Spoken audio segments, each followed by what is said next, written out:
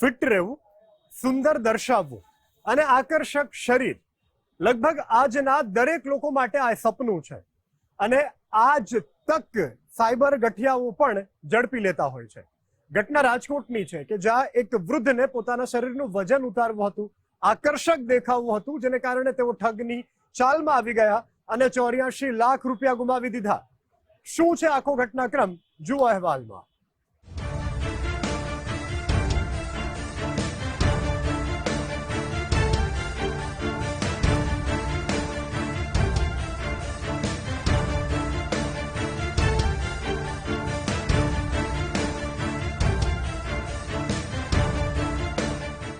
વજન ઘટાડવાના નામે ઓનલાઈન ઠગાઈ આચરતી નકલી કંપનીઓનો રીતસરનો રાફડો ફાટ્યો છે.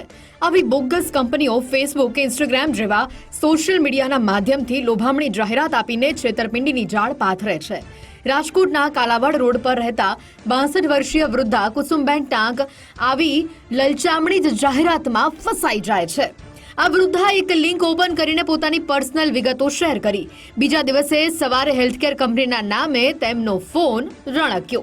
ફોન પર રહેલા યુવકે પોતાની ઓળખ અમન મિશ્રા તરીકે આપીને વૃદ્ધાની હાઇટ, વેટ અને પડી રહેલી શારીરિક તકલીફો અંગે લાંબા સમય સુધી માહિતી મેળવી.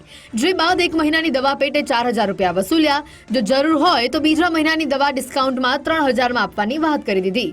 થોડા સમય દવા લીધા બાદ ફેર ન પડતા વૃદ્ધાએ દવા બંધ કરી. જોકે વૃદ્ધાના મોબાઈલ ફોનમાં દવાના ખોટા બિલ અને રિઝર્વ બેંક ઓફ ઇન્ડિયાના બોગસ લેટર આવ્યા. આરબીઆઈ અધિકારીના નામે ડરાવીને વૃદ્ધાને બ્લેકમેલ કરીને ટુકડે અંદાજે 84,38,000 રૂપિયા પડાવી લીધા. ભોગ બનનાર વૃદ્ધાએ ફરિયાદ નોંધાતા રાજકોટ સાયબર ક્રાઇમની ટીમે ત્વરિત એક્શનમાં આવી અને પગલાં લીધા. ફોન કોલ તેમજ બેંક ડિટેલ્સના આધારે દિલ્હીના મોહમ્મદ અલ્તમસ અલીને ઝડપી લેવામાં આવ્યો. રાજકોટ સાયબર ક્રાઇમની તપાસમાં આરોપી મોહમ્મદ અલ્તમસ અલી 3 થી 4 અલગ બેંક એકાઉન્ટનો ઉપયોગ કરતો હોવાનું સામે આવ્યું છે. ફરિયાદી કુસુમબેન ટાંકે ટ્રાન્સફર કરેલા રૂપિયા પૈકી અંદાજે 26 લાખ રિકવર કર્યા છે. આ બેનને ફરિયાદીને જે બીજા ફોન આવવા માંડ્યા ને એ એમને કહેતા હતા કે તમને રિફંડ મળી જશે તમારી તમામ દવાઓનો, તમારે બીજા એટલા રૂપિયા જમા કરાવવાના અને અગર તમે બીજા રૂપિયા જમા ના કરાવો તો જે અગાઉ જમા કરાવેલા રૂપિયા છે ધીમે ધીમે ચેરિટીમાં જતા રહેશે. અને આ આખા બનાવમાં પછી એમને થોડા દિવસ પછી આરબીઆઈના પત્રો એમને બતાવવામાં આવ્યા હતા.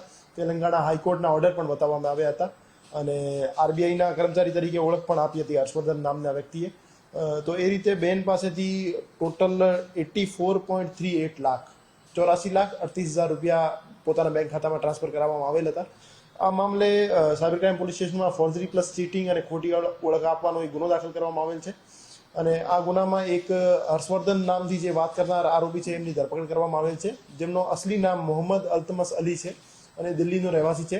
એમના ખાતામાં 55 લાખ રૂપિયા 55 લાખ રૂપિયા ટ્રાન્સફર થયા હતા અને 55 લાખ પૈકી 26 લાખ અમે રિકવર કર્યા છે. અજાણી હેલ્થકેર કંપનીના નામે સોશિયલ મીડિયામાં જાહેરાત આપી ઠગાઈ આચરનાર મોહમ્મદ અલ્તમસ અલીએ અનેક લોકોને છેતર્યા હોવાની શક્યતા છે. રાજકોટ સાયબર ક્રાઇમના અધિકારીઓએ તો ચોક્કસ ટોળકી આયોજનબદ્ધ રીતે ઠગાઈનું નેટવર્ક ચલાવતી હોવાની શંકા વ્યક્ત કરી છે. પોલીસે નેશનલ પોર્ટલ પરથી ટોળકીના સભ્યો વિરુદ્ધ થયેલી ફરિયાદો અંગે તપાસ હાથ ધરી છે. વજન વધારવા કે ઉતારવાની મોડસ ઓપરેન્ડીથી છેતરાયેલા લોકોને ફરિયાદ માટે આગળ આવવા પોલીસે અપીલ કરી છે. જ્યારે પણ કોઈ વ્યક્તિ તમને લોભ લાલચ આપીને યા ફિર આરબીઆઈ અથવા કોઈ હાઈકોર્ટ અથવા પોલીસના નામે તમને ડરાવી ધમકાવીને પૈસા ટ્રાન્સફર કરાવવાનો પ્રયાસ કરે ત્યારે તમે એમના બીકમાં ના આવીને તરત જ 1930 ઉપર કોલ કરો, જે કે સાયબર ક્રાઇમની હેલ્પલાઇન છે, અને તો આપના નિયરેસ્ટ પોલીસ સ્ટેશનનો કોન્ટેક્ટ કરો. અને કોઈ પણ પોલીસ જે છે, કોઈ પણ ઓથોરિટી જે છે આ વિડીયો કોલ ઉપર અથવા ડિજિટલ રીતે કામ કરતી નથી. એમને અરેસ્ટ કરવા માટે, તમને ધરપકડ કરવા માટે રૂબરૂ આવવું પડે છે. તો ડિજિટલ અરેસ્ટ જેવી કોઈ વસ્તુ હોતી નથી. છેતરપિંડીનો ભોગ બનનારા 62 વર્ષીય કુસુમબેન ટાંક રાજકોટમાં હાલ એકલા રહે છે. કુસુમબેનના પુત્ર છેલ્લા કેટલાય સમયથી દુબઈમાં સ્થાયી થાય છે. કુસુમબેનને અલગ 5 મોબાઈલ નંબર પરથી લોકોએ કોલ કરીને તેમને ડરાવ્યા અને પૈસા પડાવી લીધા હોવાનો ઉલ્લેખ કર્યો છે. આ 5 આરોપીઓ એક જ ટોળકીના સભ્યો હોવાની શક્યતા છે. રાજકોટ પોલીસે મોહમ્મદ અલ્તમસ અલીની આકરી પૂછપરછના અંતે ઠગાઈ આચરનારી ટોળકી અંગે સ્ફોટક હકીકત જાણવા મળી શકે છે. ગૌતમ ભેડા સાથે ગુજરાત ફર્સ્ટ, રાજકોટ.